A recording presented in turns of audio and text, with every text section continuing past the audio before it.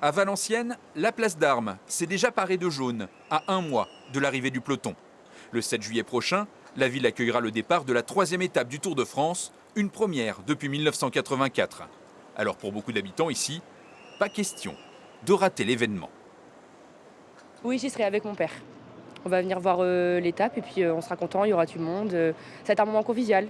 Je pense que ça va faire du bien à tout le monde. Voilà. Et puis ça va faire l'animation aussi en même temps. C'est un grand honneur d'avoir une étape du Tour de France. Et moi, j'ai eu l'occasion l'année dernière d'être sur une étape là, à Super d'Évoluy et c'est vraiment magique, quoi. À Canfin en Carambeau, village de 1700 habitants au sud de l'île, le maire est déjà prêt pour le sprint. Le 5 juillet, les coureurs passeront ici, sur cette portion de départementale d'à peine 1 kilomètre, récemment resurfacée.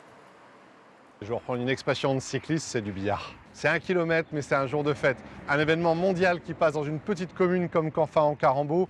Voilà, en plus pour moi qui suis cycliste, c'est le rêve. À la mairie, on prépare déjà les animations et une décoration spécifique pour l'événement. Ces vieux vélos donnés par des habitants seront peints aux couleurs du Tour, puis installés dans le village. Il y a 1, 2, 3, 4, 5, 6, 7, 8, 9. Voilà, on a plus de 10 vélos déjà qui ont été récoltés sur la commune. Ces panneaux, conçus par une association, s'afficheront aussi le long du parcours.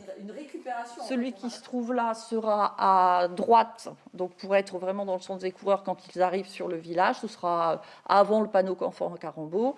Et les remerciants sera installé à la sortie du village côté Carvin, sur la gauche cette fois, et puis en hauteur pour qu'ils puissent le voir en passant.